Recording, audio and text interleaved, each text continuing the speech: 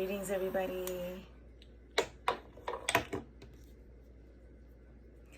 How are you? Hope you're doing well.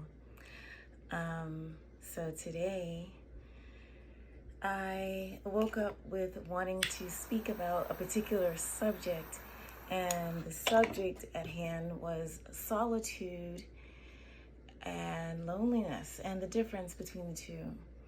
So I wanted to talk about solitude. I want you to check out the two posts that I did today on my socials. One was a video talking about shifting relationships during your spiritual awakening, and the other was speaking about solitude and sort of going into why certain souls choose that. For instance, monks, thinkers of old times, and the mystics and all of these different people would basically go into a state of isolation for specific reasons. So I won't go into everything that was on those posts, so go ahead and check it out because there's a caption that's a really good read about that. So this week, like I said, I woke up with this on my heart after this weekend, and basically I wanted to spend this week focusing on solitude with you. So as I'm in my solitude, I am welcoming you to join with me in your solitude, and maybe together we can navigate the complexities and the deeper truths and meanings behind this sacred type of pause that we bring into our lives. It's a sacred pause from the noise, and it is going within to process life in a way that mainstream does not oftentimes do or understand or even approve of. So yeah, we're going to be diving into this as a topic. So I'm going to be sharing posts and short reels and videos, and just perhaps even more speaking on this subject. And I wanted to also, like I said, I posted a video and a post this morning on my Instagram and my YouTube about this subject. And I don't know if you could see this. Let me see if I can bring it closer. This is the video.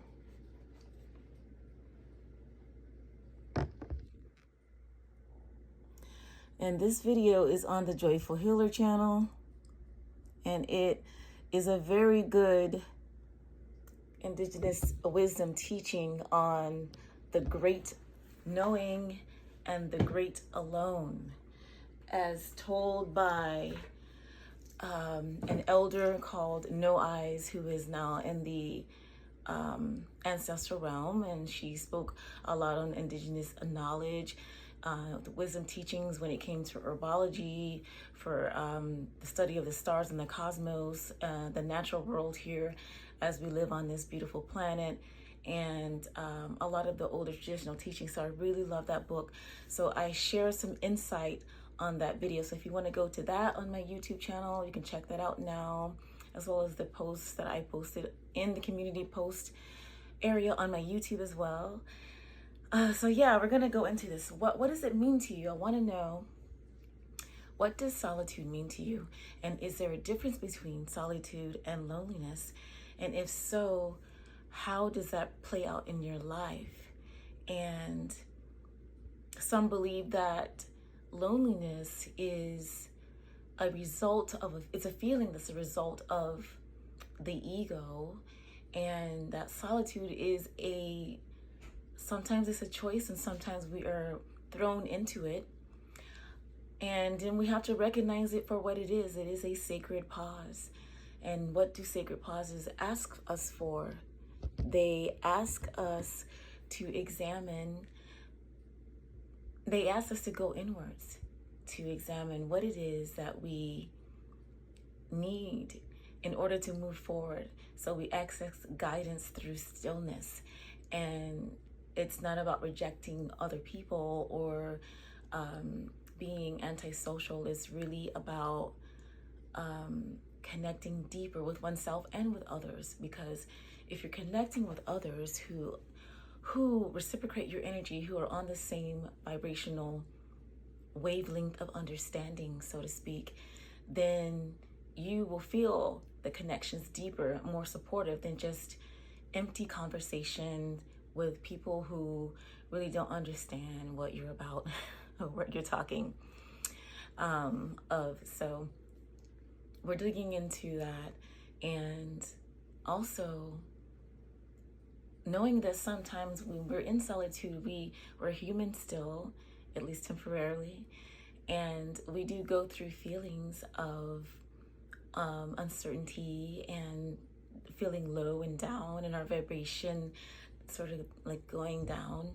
And when that happens, allow it, allow the feeling. You don't have to be stuck there. Remember, everything is transient and everything is temporary, including this universe. So the same applies to our feelings. So sit with the feeling, observe it, and understand that it too will be passing right along.